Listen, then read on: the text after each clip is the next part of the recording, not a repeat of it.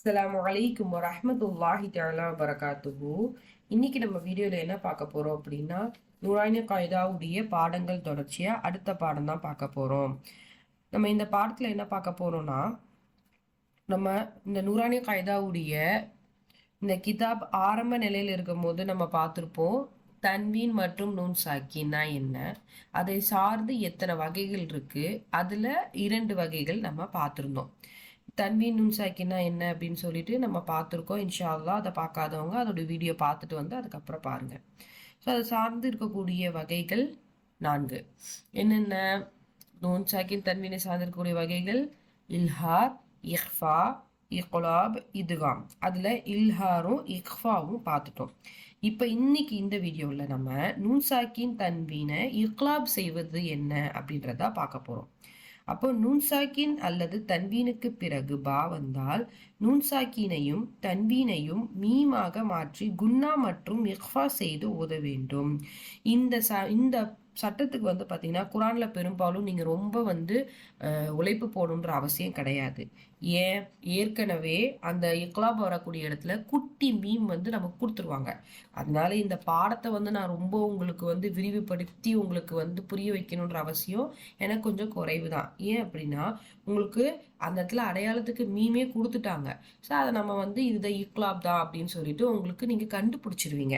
அதனால இப்படிதான் கண்டுபிடிக்கணும் அப்படிதான் கண்டுபிடிக்கணும் அப்படின்றது வந்து நான் உங்களுக்கு வந்து பாடத்தை ரொம்ப விரிவுபடுத்த விரும்பல.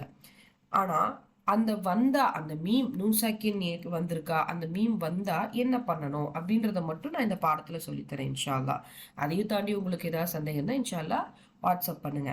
ஸோ நூன் சாக்கின் தன்வீனுக்கு பிறகு பா வந்தால் அப்படின்னா என்ன? முதல்ல நூன் சாக்கின்னா என்னன்னு படிச்சோம். ஒரு நூனுக்கு சுக்கூன் இருக்கும், அதுக்கு பேர் தான் நூன் சாக்கின். எந்த ஒரு எழுத்து சுக்கூன் பெற்றிருக்கோ அதுக்கு சாக்கின்னு சொல்லுவாங்க. சுக்கூன் வந்து நூன் மேல வந்துட்டனால அது நூன் சாக்கின். அடுத்து தன்வீனா என்ன பண்ணியிருக்கோம்? ஃபதஹத்தெயின், கெஸ்ராத்தெயின், லம்மத்தெயின். அதாவது தோசப, தோசே, தோபேஷ் அப்படின்னு சொல்லுவாங்கல்ல, அதுதான். ஸோ இது ரெண்டுமே வந்து பாத்தீங்கன்னா இந்த ரெண்டுடைய சவுண்டு தான் நம்ம வந்து வேறுபடுத்தி படிச்சுட்டு இருக்கோம். இல்ஹார்ல வெளிப்படுத்துறோம், இஃபால மறைக்கிறோம். இப்போ யுக்லாப்ல என்ன பண்றோம் அப்படின்னா அதை மீமா மாத்திரணும். அந்த இன் சவுண்டை மீமா மாத்தி குன்னாவும் பண்ணணும், இஹ்ஃபாவும் பண்ணணும். குன்னானா என்னன்றது நம்ம ஆல்ரெடி பார்த்துருக்கோம். ஷத்து பெற்ற நூனையும் மீமையும் நம்ம குன்னா செய்யறது, மூக்குல நிறுத்தி ஓதுறது குன்னா. இஹ்ஃபா அப்படின்னா மூக்குல மறைக்கிறது, மறைவானவற்றை நம்ம வந்து செய்யறது. அப்போ என்ன பண்ணணும் அப்படின்னா உதாரணம் பார்த்தா உங்களுக்கு தெரியும் பாருங்க. மம்பஹில, மம்பஹில ஏன் நான் படிச்சேன்? அங்க நூன் சாக்கின் தானே இருக்கு.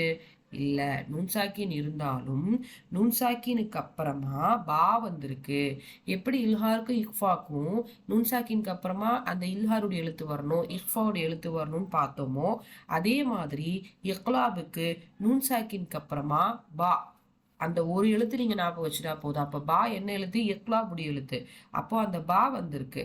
இப்படி வரும்போது அந்த மண் அப்படின்ற இடத்துல அந்த இன் சவுண்ட நீங்க வந்து மம்பஹில மம்பஹில அந்த மீமா மாத்தது மட்டும் இல்லாம நல்ல குன்னா மட்டும் இஃபா செய்யணும். மம்பஹில. அடுத்தது பாருங்க, மிம்பாதி கிரா மிம்பரத்தின். அடுத்து எல்லா இடத்துலயும் பாருங்க, ஃபர்ஸ்ட் மிம்பாதியில நூன் சாக்கின் வந்திருக்கு, அதுக்கடுத்து பா வந்திருக்கு. ஸோ நம்ம மிம்பாதி ஓதணும். அடுத்து மீமுக்கு தன்வீன் வந்திருக்கு. ஆக மொத்தத்துல இக்லாபுன்றது தன்வீன் நூன் சாக்கின் இரண்டையும் சார்ந்துதான் இருக்கு. அது வந்துச்சு, அதுக்கப்புறம் பா வந்துச்சு அப்படின்னா நீங்க வந்து அதை இந்த இக்லாபுடைய சட்டத்துல நம்ம கொண்டு வந்துடணும். கிரா மிம்பரத்தின், சமீஉம் பஸீருன், ரசூலும் பிமா முதஹரத்தின் பிஐதி லனஸ்ஃபஅம் பின்னாசியஹ் மிம் இக்லாபுடைய பாடம் ரொம்ப இலகுவா தான் இருக்கும். அதனால இதை போட்டு ரொம்ப நம்ம வந்து எக்ஸ்பிளைன் பண்றேன்னு வீடியோ வந்து ரொம்ப லென்த்தியா கொண்டு போகணுன்ற அவசியம் கிடையாது. அதனால நான் இப்படியே சுருக்கமா முடிக்கிறேன். இதுல உங்களுடைய பயிற்சி தான் முக்கியம். என்னுடைய வீடியோ நீங்க எதிர்பார்த்தீங்கனாலும் நான் ஒவ்வொரு வாட்டியும் நான் அதுதான் சொல்வேன். வீடியோ பார்க்கறது மூலியமா நமக்கு எந்த பிரயோஜனமும் இல்லை. நம்ம புரிஞ்சுக்க மட்டும்தான் முடியும். நம்ம அதை வந்து வாழ்க்கையில கொண்டு வரணும், நம்ம குரான்ல கொண்டு வரணும்னா நம்மளுடைய பயிற்சி தான் நமக்கு உதவும். இந்த பாடத்துல நமக்கு ஒரு பெரிய வாழ்க்கை பாடம் சொல்லுது. அதை மட்டும் நான் சொல்லிக்கிறேன் இன்ஷா அல்லாஹ். மாற வேண்டிய இடத்துல மாறணும், அதுதான் அழகு. இப்ப நூன் சாக்கின் இருக்கு, அதுக்கப்புறம் பாவம் தான் என்ன ஆகுது, மாறுது.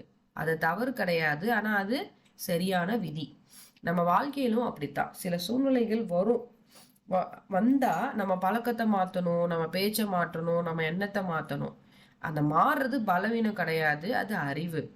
குரான் சரியாக ஓதணும்னா நம்ம என்ன பண்ணணும், நம்மளுடைய தலக்கணத்தை விட்டுட்டு அதோடைய சட்டங்களை பேணணும். அதுவே அல்லாஹ்க்கு பிடிக்கும். நூன் கூட பாவம் தான் மாறுது. அப்போ நாம ஏன் நல்லதுக்காக மாறக்கூடாது? சரியான மாற்றம், சரியான அழகு, சரியான ஈமான். இன்ஷா அல்லாஹ் சூழ்நிலைக்கு ஏத்த மாதிரி உங்களுடைய பழக்கம், பேச்சு, எண்ணத்தை மாத்தி அதை நல்லா பலவீனமாக்காம பலமா அறிவா மாத்தி இன்ஷா அல்லாஹ் வெற்றியடைக்கு அல்லாஹ் தௌஃபீக் செய்வானாக.